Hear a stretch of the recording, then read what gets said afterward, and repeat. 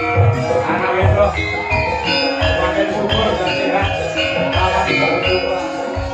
Dan dijawab ya,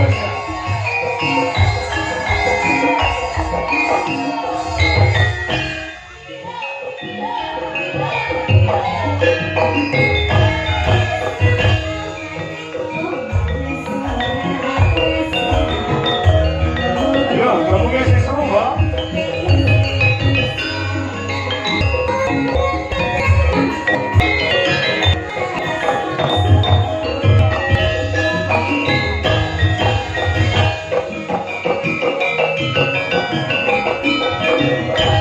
Kedua, satu ya Bu.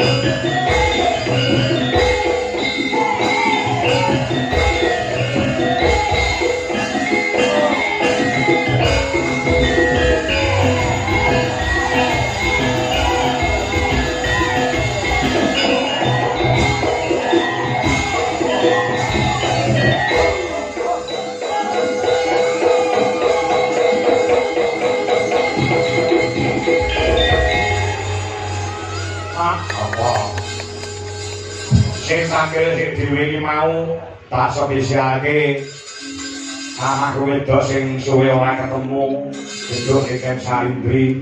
Sebabe apa?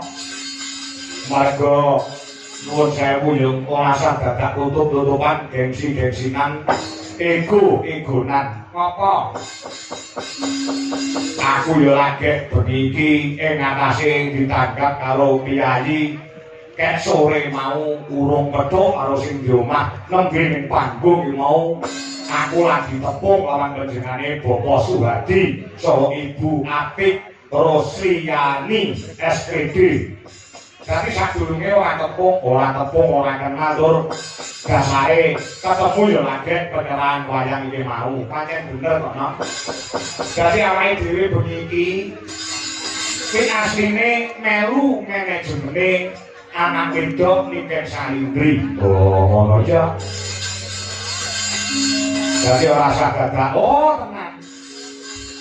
Monggo Iken Salindri apa jenenge iki wis ngerti dhewe to, nek jenenge wis ngeboki jagat. Oh, ngono. Karo dalan sapa-sapa wae tenang kabeh paribasane. Oh, heeh. Nah, kami nujuan panjenengane Pak Suhadi saha Ibu Atik. Kuwi wanapit menang anak wedok sing Iken Salindri. Oh, heeh. Bang Iken pokoknya kula nanggap jenengan dalange ajeng jenengan paringi sapa-sapa gelem. Oh, heeh. Lah kebetulan anak wedok kuwi nek karo aku wis kaya bapak karo anak. Oh, ngono ya. Kakasane aku dibel karo ibune Iken. Oh, Mbak Wiwin, heeh. Pak, napa saged tanggal 11 Juni wayangan wonten ing Laladan Babakan Kecamatan Mangkur Kabupaten Ngawi. Kuwi saged Mbak iki sing kosong. Oh, heeh. Pinten Pak? Dadi aku ki nyanyangan regoe karo Pak Kurang karo Pak Suhadi lho. Oh, heeh. Ya karo mboke Iken kuwi. Oh, ya apa to, Pak? Niku entene pinten? Oh, ya. Nyatane alhamdulillah no bengi iki iso kasembadan iso nglakon. Oh, awake dhewe dereke anak wedok, monggo pemarep golek dalan sing nom-nom, sing cakrak-cakrak, sing ganteng-ganteng ya akeh. Apa kok golek dalan kok wis tuwek. Oh, ngono. Ya berkode ana hubungane bapak karo anak kuwi mau mergo Iken Salindri iki kek cilik biyen kek SD wis kulino sepanggung lawan awake dhewe. Lah iya matur nuwun. Anak wedok matur nuwun dari Pak Suhadi. Ya. So Ibu Atik Rosriyani. Oh, heeh. Asma ki Karya Joko, Pak Suhadi. Heeh. Ngono ya, heeh. Nadyato aku nembe saklebatan pinanggih ketemu lawan dari Pak Suhadi nitik saka jenenge wis terbukti lho. Oh, Suhadi, Suhadi sugiye ora dienggo dhewe ning sugiye kanggo masyarakat terbukti pada malam hari ini gelar wayang kulit dalang anom dosa kako dan Iken Salindri iso ngrawuhne warga masyarakat ana ing babatan mulih potongan buat Pak Suhadi sak warga. Kaya ngono ya ya. Heeh. Suwi gede sugi ora dienggo dhewe, ora dienggo dhewe. Dienggo nyenenge lawan tangga teparo, dienggo nyenenge lawan kala kabeh pendemen budaya. Dasare duwe gawe unduh manten telung bengi tontonan ramandhet. Oh, heeh. Iki kae campur sari. Oh, heeh. Mau bengi ya campur sari bengi iki minangka puncak acara wayangan. Oh, heeh. Selain gawe senenge wong liya utawa Danarasa, lan kabeh para warga masyarakat juga berbagi rezeki. Oh, heeh. Aku mau ketemu karo panitia. Panitia Pak Kanko saestu Pak niki wah sing dodol iku kuwathah. Lah iki berarti menjadi Pak Suhadi juga menghidupkan UMKM. Nyatane sing dodol yo pirang-pirang, ora cae yo karo jeket kabeh. Oh, ngono ya. Iya. Luar biasa sing dodol yo melu laris. Aku mumpung arang-arang sowan nggon Pangkur, daerah Pangkur no. Oh, heeh. Iki jane rahasia. Ning gandeng aku tresno karo wong kene. Bila tome rahasiane. Apa? Karo wong dodol supaya dagangan cepet entek. Iki asline aku duwe ilmune. Nyatane aku dadi dalang ya alhamdulillah rapate iso leren. Oh, heeh. Ana ilmune nggo dodol apa wae supaya dagangane cepet entek, cepet laris. Ana posone utawa tirakate dipasoni pitung Senin, pitung Kamis ora entuk pedhot. Dodol apa wae bakare cepet entek dagangane. Heeh. Nalika ngeler dagangan apa wae kuwi gedhog lemah ping 3 maca bismillahirrahmanirrahim ping 3 wekasane kuwi diwacane surat Al-Fatihah ping 3 wekasane maca mantra Jawa Semar dasar gareng eneng Petruk celuk-celuk sing dodol Sri Kandi sing mukoni Janaka kuwi anggere kulane 1000 nek medhoi 500-an cepet ah iki sakire kanane ngono Para rezeki nek sing ngatur wis nek sing nata. Heeh. Ora beda menjane Pak Suhadi. Dulu juga pernah panjenengane iki rekoso. Oh, pernah rekoso. Iya. Nek karo tahun 2018 2019. Oh, ngono iya. Panjenengane ya pernah rekoso. Mula gandeng mulai tahun 2021 nganti sayaene diweni rezeki saka Gusti Allah. Sing turah-turah blawah sing kaya ngene iki ngiras pantes syukuran. Kangge sono nyenengke wong pirang-pirang dalam rangka ngunduh kemanten. Oh, heeh. Kowe kok ngerti panjenengane Pak Suhadi biyen yo tau rekoso. Ngerti. Aku mau sore jagongan karo Pak Marsis mantan lurah Babatan. Aku diceritani beliaunya iki pancen yo kiai sing tanggung jawab, kiai sing cokat cakut dinas Prampil. Ya ora kendho ning kenceng semangate. Wah, ngono ya. Wah, luar biasa ya, luar biasa nang contoh. Biasa wayangan koyo ngene tak 200 juta. Oh, iya. Kulo gengi campur sari, gengi nane ya campur sari. Ya. Dadi sugih ora dienggo dhewe, ning sugih kanggo sono nyenengke wong pirang-pirang. Pedomane Pak Suhadi. Kuwi apik-apike wong kuwi nek uripe bisa piguna umat bebrayan agung utawa piguna umat wong akeh. Oh, heeh. Pakasane ha, tegese ha kuwi apa? Harapannya ditumpukan kepada Mas Rema Sefri Fatu Rosi. Oh, heeh. Iya, heeh. Harapan ke depannya ini ditumpukan kepada Mas Rema minangka dadi putra dari Pak Suhadi saka Ibu Atik terus liyani. Oh, heeh. Iya, heeh. Di siapa? Di dina iki minangka bukti bahwasannya panjenengane Pak Suhadi Buati tresna kelawan putrane ditanggapi wayang yang satu ditanggapi campur sari sing tanpa leren paribasane. Wah, iya. Suhadi tegese kuwi. Heeh. Nek Atik iki tegese apa? Atik iki bojone Mas Suhadi. Aki apa, iki apa, iki apa, kaki apa. Aku tegese agamane dicekel karo panjenengane Bu Atik. Nyatane menjadi seorang ibu rumah tangga yang hebat. Putra sing dinikahake iki wis dadi putra sing soleh lan dadi putra sing dadi. Oh, insyaallah bisa mikul dhuwur mendem jero marang asmane wong tuwa kuwi. Heeh. Terus T tegese apa? T taat aturane agama, taat marang aturane Pak Suhadi selaku dadi kepala rumah tangga. Oh, heeh. Iki tegese insyaallah bakal barokah bisa slamet dunyane, slamet akhirate. Amin ya rabbal alamin. Sing kali dhewe tak kuwi tegese apa? Kudu komplit. Kak kuwi tegese keluarga yang diutamakan. Bagaimanapun juga panjenengane yo ngasta dadi pegawai. Nyatane SPD ning keluarga yang diutamakan gula wentah marang putrane Mas Rema Sefri Fatu Rosi kang sato lumadi lan panjenengane Pak Suhadi nyatane dadi sugih brewu kaya ngene iki. Oh, Suhadi iki tegese kuwi apik iki tegese kuwi. Heeh. Aku dhek ini Boyolali yo ngono. Jenenge sing nanggap tak ordene apik. Lah dalam cerdas angel lho nduk iki. Ya. Saking senenge sing di omah jenenge tak jlentrake tak tegeske. Kuwi libuan iki munggah panggung nyawer aku 2 juta kuwi ning Boyolali kene mbok. Ngono ah. Ya. Wis ae gawe perkara dhuwit aja kuwatir. Wali bahasane duwite Pak Suhadi iki ana nomor seri-ne mesti duwite pirang-pirang. Heeh, upil apa nanggap mikir salibri? Upil apa nanggap duit laras Indonesia? Ya. Ngono ya. Heeh, kula ditungake. Teman-teman sekalian, ya Mas Prima, Sefri, Faturozi, ya. Sing wis gaut lawan Mbak Yulia, Rizka, Dwi Atmawati, putra saka bojone, Bapak Dr. Andes Sumarji, Soibu, daerah Hajah Sri Supraktini. Ya, sing negae ana Jalan Lurah Suro Darmo nomor 27 Nganjuk, Jawa Timur. Ya. Kalumban ing reh babakan keluarga ini muga-muga pikantuk wahyune jodoh wiwit saiki nganti sak lami-laminipun. Allahumma